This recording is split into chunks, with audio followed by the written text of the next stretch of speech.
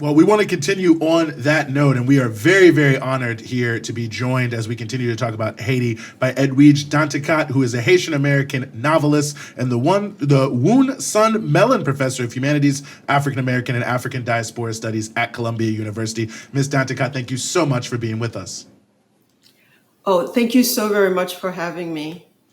Well, it's really an honor to have you with us. I was actually talking with several people before the show about how much we love so many of your novels. But obviously, this is a huge moment happening right now, for Haiti. I think also for the Dominican Republic. You have so many things on the table. You probably heard some of our past conversations. So I'll just maybe ask you, why has this issue of building a canal in the northern portion of Haiti become such a rallying cry for Haitians in the way that it seems to over the past week or so? Well, I think the issue of the canal, as Dr. Prosper said, it's so important to Haiti in so many ways. First of all, as she mentioned, the 1929 treaty between Haiti and the Dominican Republic allows, first of all, for the canal to happen. And there's been attempts before to build the canal. In 2018, when Jovenel Moïse started it, and they had a firm from Cuba come and complete about 60% of it. But when he passed away, the construction stopped, and then people then, needing this canal, then decided to start building it on their own. But the canal issue, I think it's something the whole world should be paying attention to, because first of all, it addresses this issue. I've heard most of my adult life that future wars will be fought over water and resources like that. And you're having an example right now in Haiti, because Haiti is always in a way at the forefront of certain movements and revolutions. You're having this play out right now where people with more backing, with more funds are saying, we're going to stop you from building one canal, where the Dominican Republic has built 11 waterways off the same river. And even Abinader, when he addressed, to say we're going to close all the borders to Haiti, said that they control something like 88% of this river, which starts on the Dominican side, but flows through Haiti and is enriched in many places by other Haitian rivers. And I think that the gold mine should very much be paid attention to. This week it was reported that there's a contract with Barrick Gold and Unigold to build a gold mine right on this same border where this river is, and that because of this there'll be water. There's just going to be, the water's going to be poison. That area will be a desert if that gold mine comes there.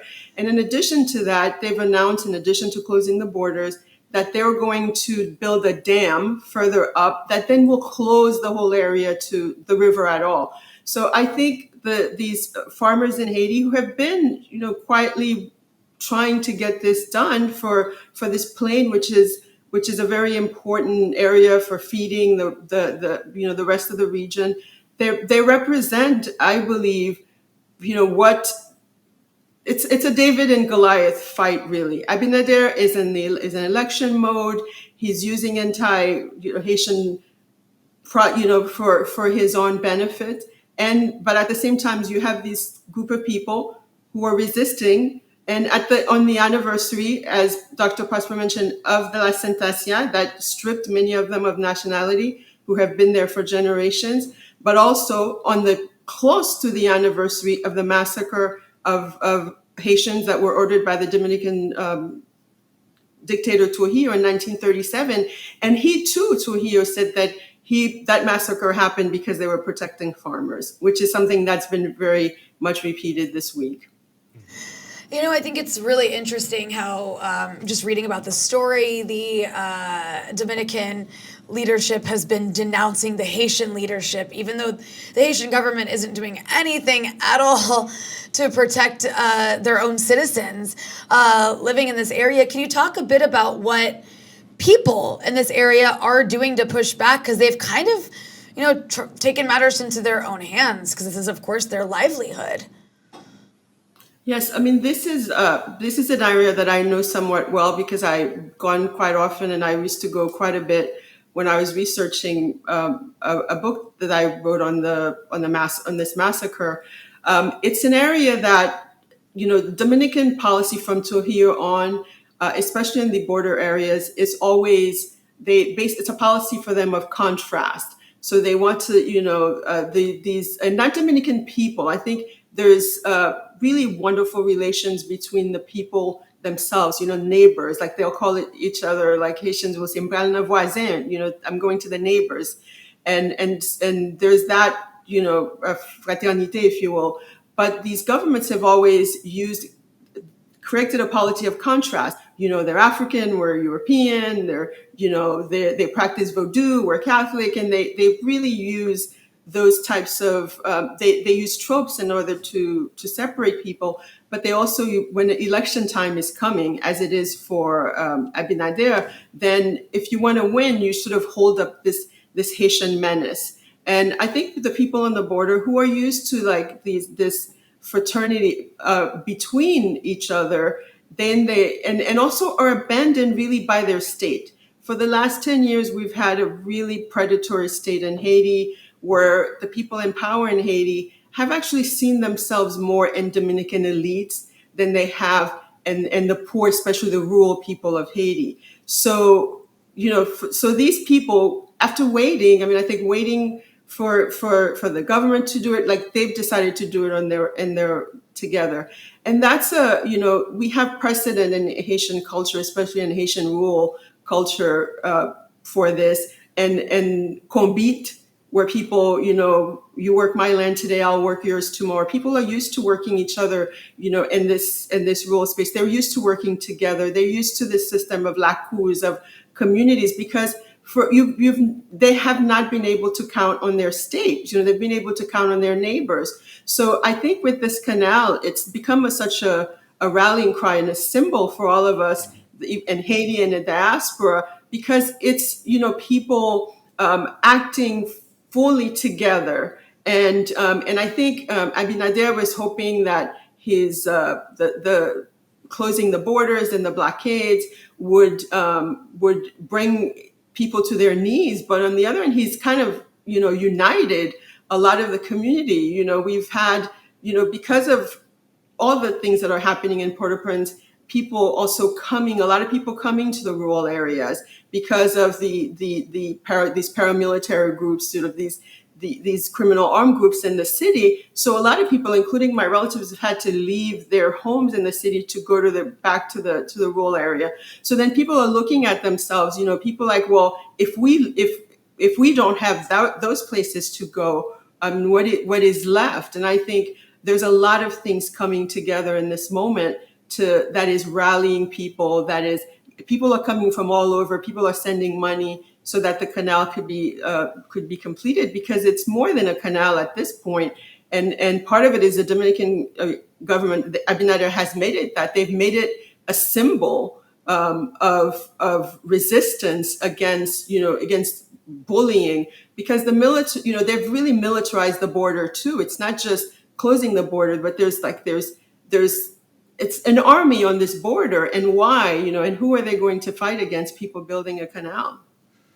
No, I think that's an extraordinarily important point, and we saw Abinader meet yesterday with President William Ruto of Kenya, who thanked him for supporting Kenya backing into the country. But I wonder how you see these two issues intersecting, coming almost at the same time. Obviously the canal issue became a big issue. The Dominican Republic has been all over the UNGA trying to, create their own narrative about it. At the same time that everyone from Biden on down is really pushing aggressively to have this intervention force be set in the next few days. How do you see these two issues coming together in terms of what we're seeing elites in U.S., Canada, Dominican Republic, and other seem to come together at this moment, both for an invasion and in opposition to the Haitian people's sovereignty?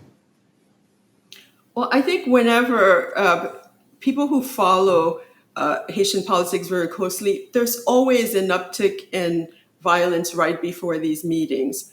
And there was an extraordinary, just really a huge spike right before the expected September 15 vote on the UN resolution.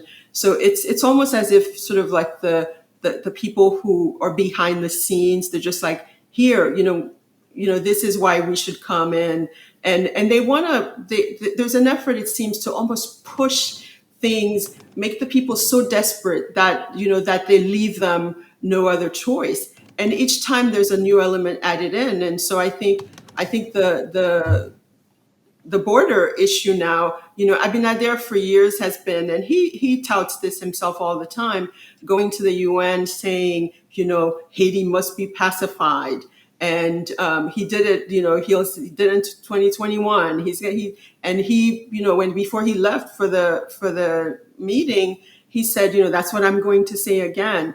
And it's in his, is in its interest to seem almost like he's trying to, he even talks about the canal like, well, it's basically sort of these anarchists building it. And I think, frankly, it seems like, especially in his election year, he's just salivating for an opportunity to join this force that's going to be in Haiti. Like, I think, they're so close already. They're, and actually Dominican forces have already entered Haiti during the building of the canal in 2021. They crossed over and tried to intimidate some of the people who were working in the canal, and that led to a bilateral meeting in which they agreed, and they had a joint statement that the canal was fine based on the 1929 Treaty of Friendship, and that both countries had signed.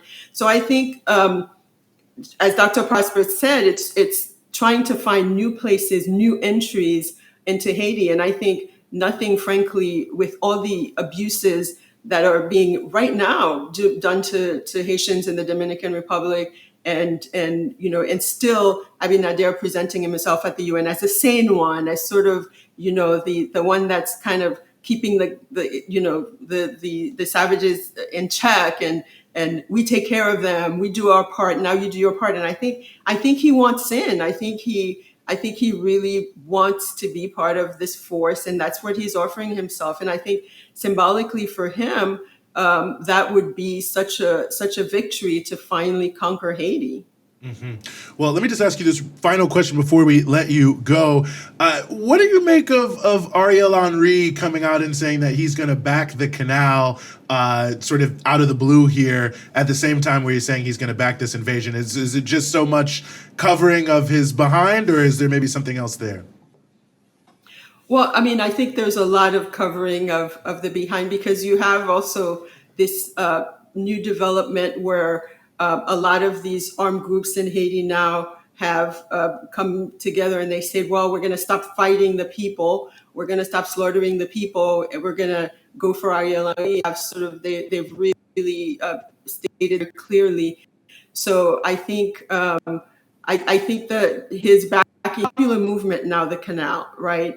It's there's a lot of people, there's a lot of rallying behind it. And I think he's just trying to join a train that in a way has already left him behind, because a lot of people, he's not popular and is not legitimate in their eyes. And the state had, he's abandoned the people in so many other instances, and these massacres in the city. And now it's a people's movement, and I think that might offer him some cover. But I don't want to speak for the people in the movement, but I think they have so much support and so much heart and so much fire right now that he had no choice but to kind of join in. But one thing again, before we leave, is that these types of tactics,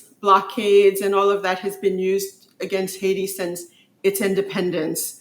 When in 1804, Haiti had no friends because they were a Black republic that had decided that Black people should be free, and the rest of the world just shut them out. So people have created systems for themselves to survive. Again, like I said, with the combite, which is what we're seeing in a large scale in the canal, and the laku, and people expressing support. So I think The world should watch this, as I said in the beginning, because it's a battle for small farmers who are just trying to irrigate a plot of land, who are trying to keep their countries alive, against someone, on the other side, a president who wants to win elections, who wants to bring gold mines, who wants to dry off water in a very small place, but a place with great spirit and great heart, and with a revolutionary past and